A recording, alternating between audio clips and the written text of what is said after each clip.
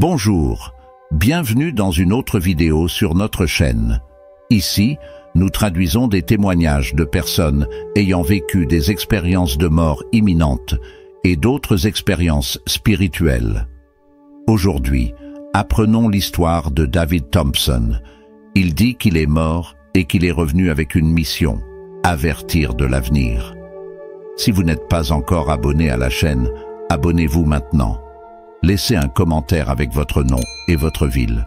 Maintenant, écoutons le témoignage de David. Je m'appelle David Thompson, mais tout le monde m'appelle Dave.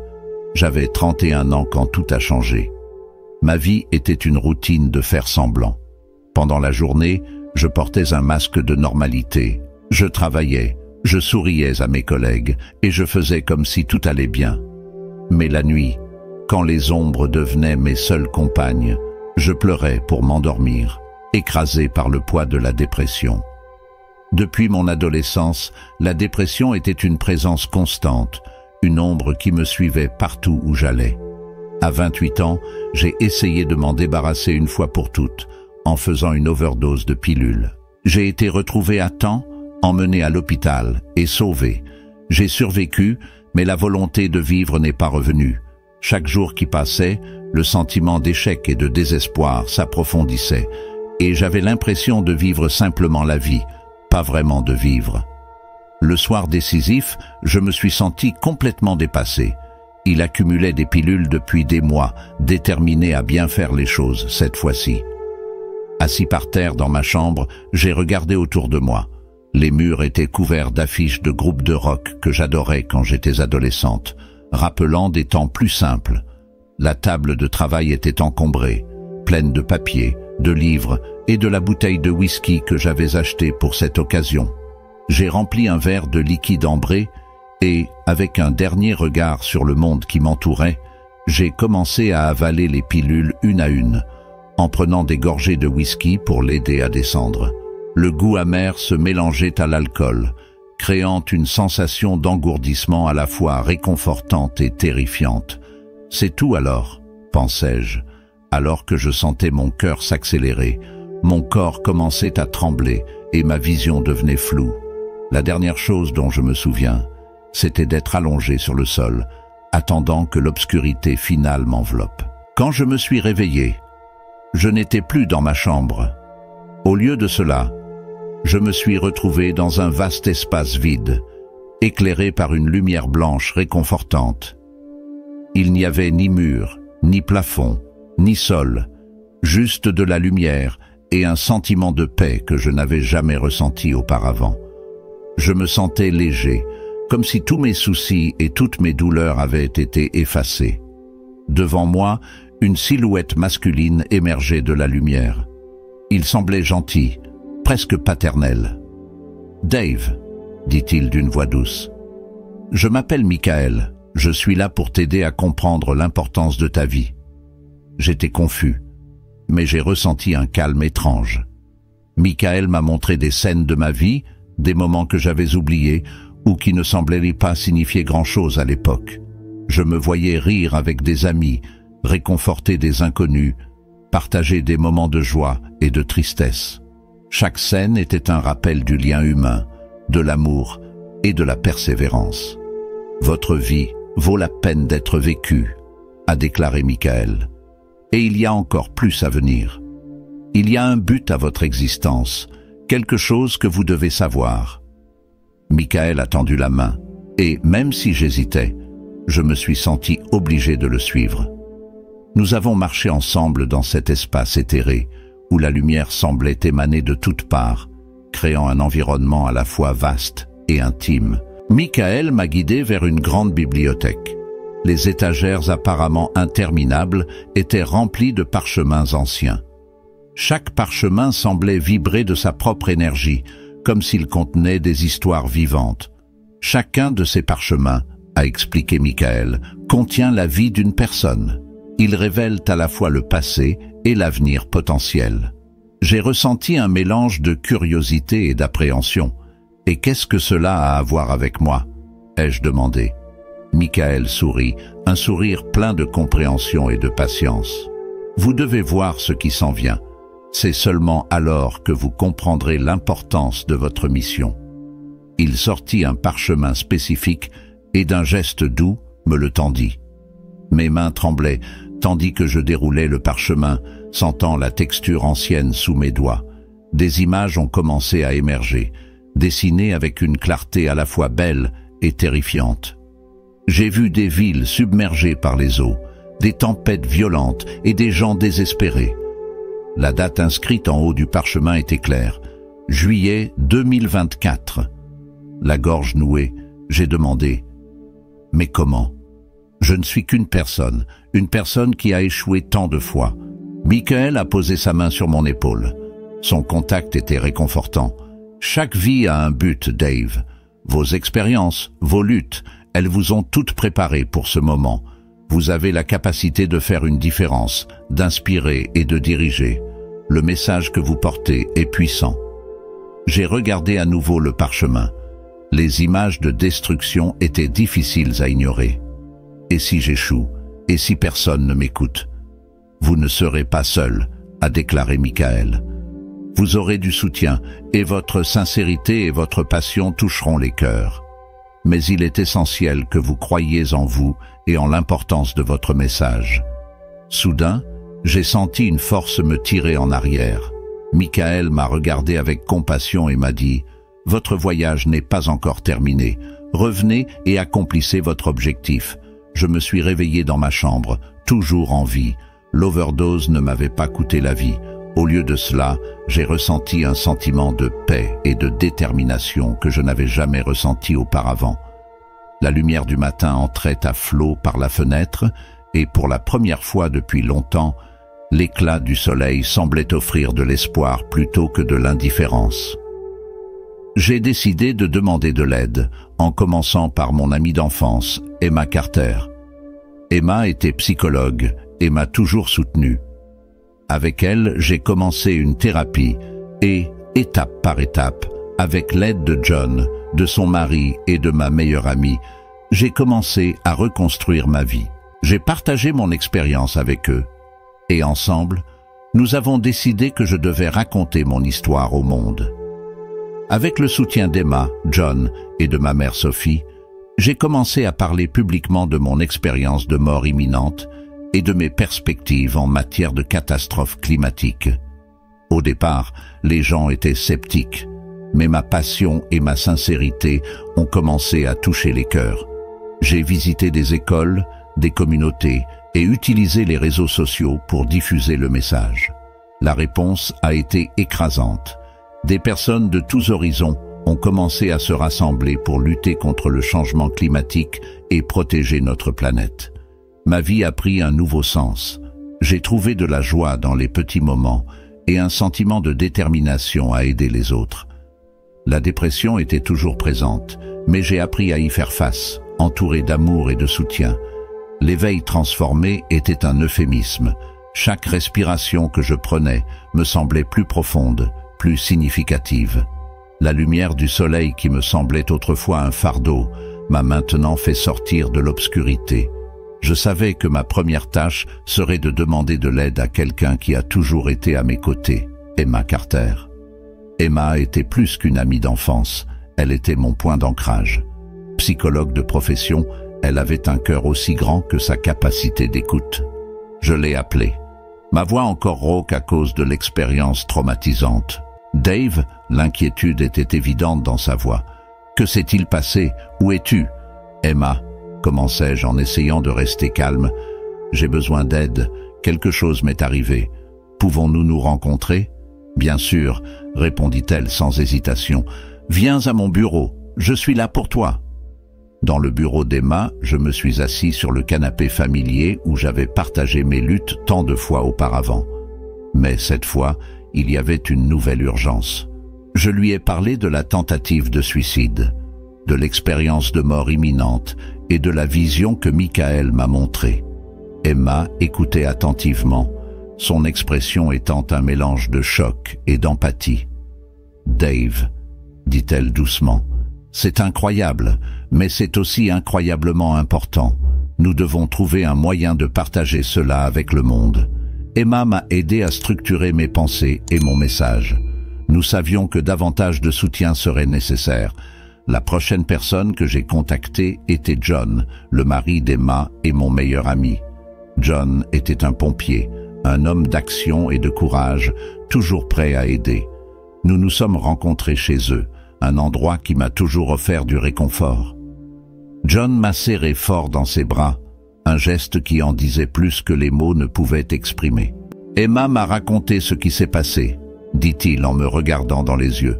Faisons ça ensemble, mec, tu n'es pas seul. Ma mère, Sophie, a été la dernière à le savoir. Lui dire était difficile, car j'avais toujours peur de l'inquiéter. Mais elle méritait de le savoir, et son amour inconditionnel m'a donné la force dont j'avais besoin. Les questions ont commencé à arriver, et à chaque réponse, je me sentais plus en confiance. Au fil du temps, notre message a commencé à gagner du terrain. Nous avons utilisé les médias sociaux pour étendre notre portée, et bientôt des personnes de tous horizons ont commencé à se rassembler pour lutter contre le changement climatique et protéger notre planète.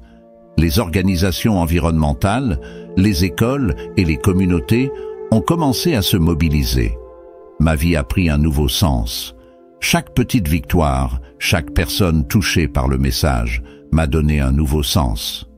La dépression était toujours présente, mais avec le soutien d'Emma, John et de ma mère, j'ai appris à y faire face. Tout au long de mon parcours, j'ai trouvé de la joie dans les petits moments et une gratitude renouvelée pour la vie. L'expérience de mort imminente a été un nouveau départ, et la mission de sensibilisation au désastre climatique m'a donné un objectif plus grand. Malgré l'acceptation croissante du message, le parcours n'a pas été facile. Nous sommes confrontés à des critiques et à un scepticisme venant de nombreux milieux. Certains ont discrédité mon expérience, la qualifiant d'illusion d'un esprit dérangé. D'autres pensaient qu'il s'agissait d'une tactique d'attention, d'une histoire inventée pour gagner en notoriété.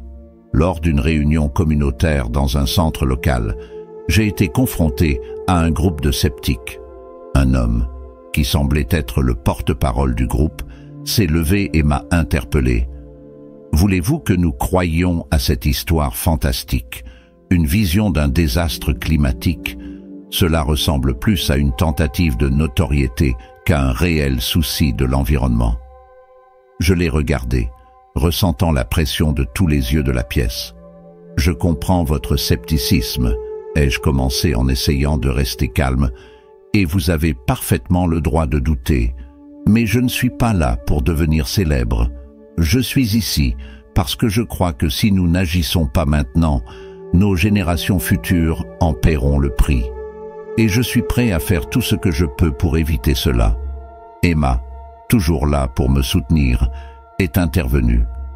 La science nous a déjà alertés sur le changement climatique et ses effets dévastateurs. Ce que Dave a vu pourrait être une confirmation de ce que nous savons déjà. La question est, allons-nous ignorer ces avertissements ou agir pour protéger notre avenir? La tension dans la salle s'est un peu relâchée et certaines personnes ont commencé à hocher la tête en signe d'accord. L'homme qui m'avait confronté s'est assis, l'air pensif. La réunion s'est poursuivie et de plus en plus de personnes ont commencé à partager leurs propres préoccupations et idées pour lutter contre la crise climatique. Au fil du temps, nous avons commencé à former des alliances avec des groupes environnementaux et des organisations scientifiques. Nous avons assisté à des conférences et à des rencontres, au cours desquelles mon histoire a servi de catalyseur à des discussions plus larges sur l'urgence de l'action climatique. Lors de l'une de ces conférences, nous avons rencontré le Dr Rachel Morgan, une climatologue renommée. Elle a été l'une des premières à nous soutenir publiquement, utilisant sa plateforme pour amplifier notre message. « Dave », a-t-elle déclaré lors d'une conférence de presse, « votre expérience, bien qu'extraordinaire, résonne profondément avec les données scientifiques dont nous disposons.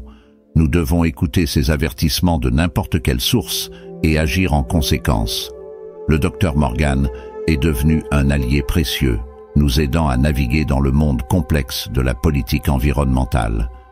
Avec votre aide, nous avons eu accès aux législateurs et aux dirigeants communautaires leur présentant nos propositions d'action immédiates. Ce voyage a également eu un impact profond sur ma vie personnelle.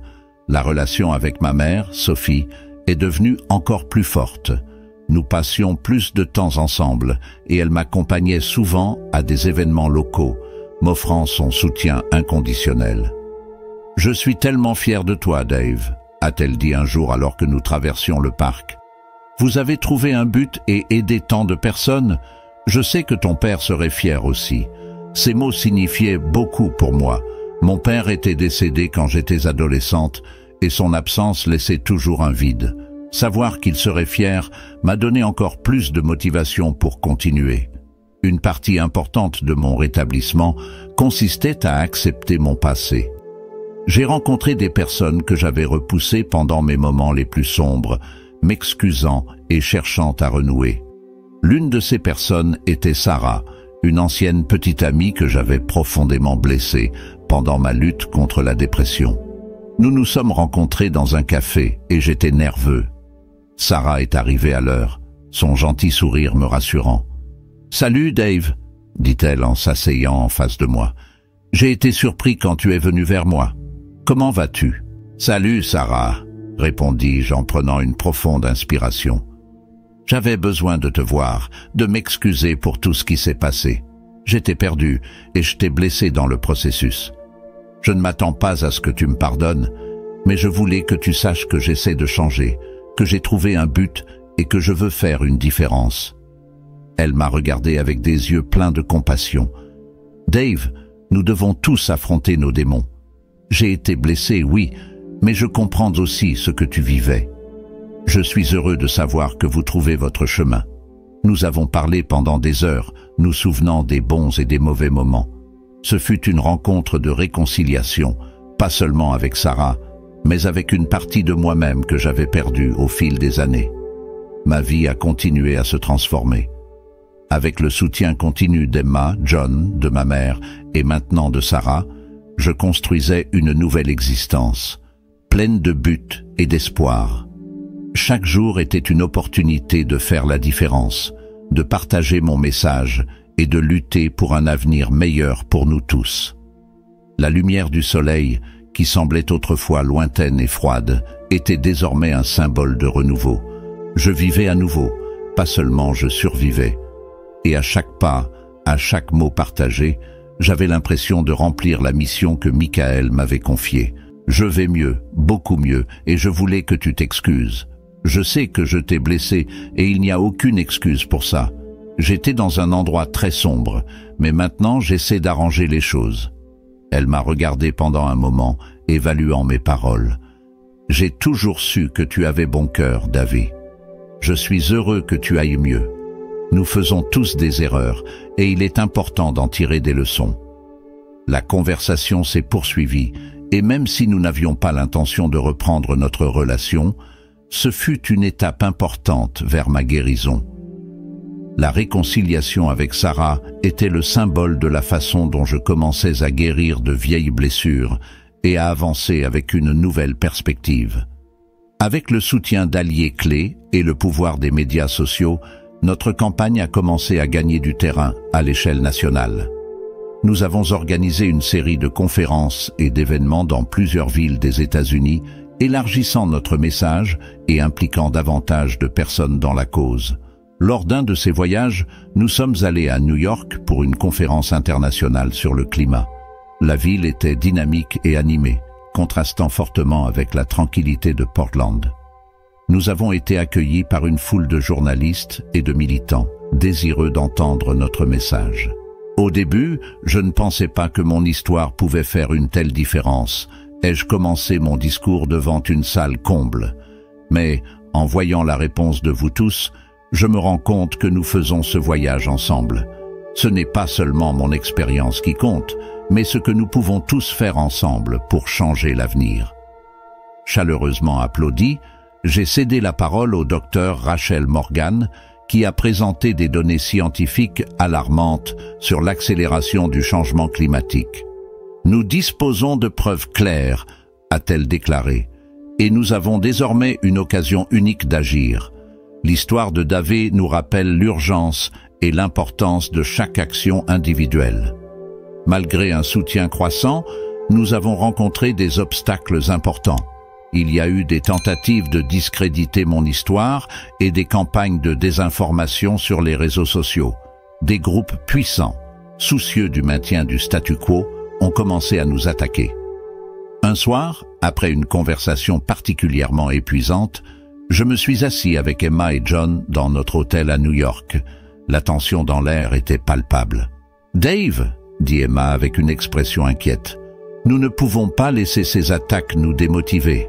Ce que nous faisons est important et nous devons continuer à nous battre. » John, toujours optimiste, a ajouté « Nous surmonterons cette épreuve ensemble.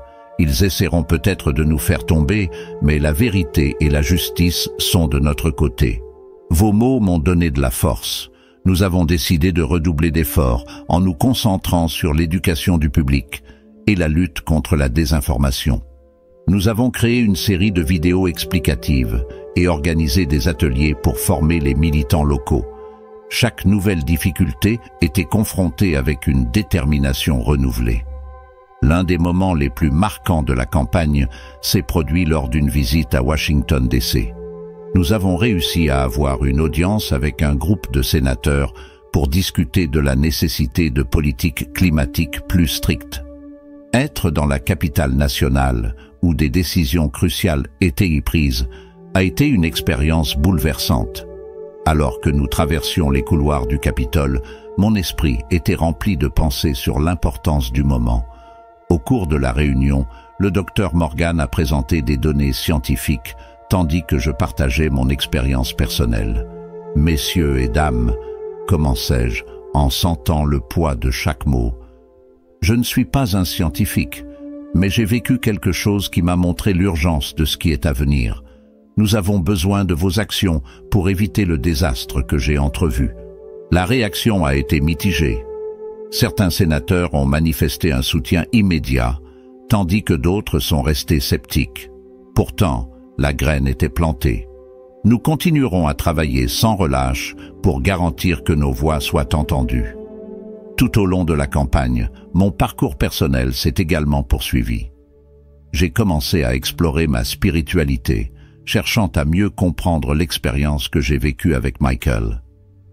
Cela m'a amené à fréquenter un centre spirituel local à Portland, où j'ai rencontré le pasteur Jacob, un homme sage et compréhensif.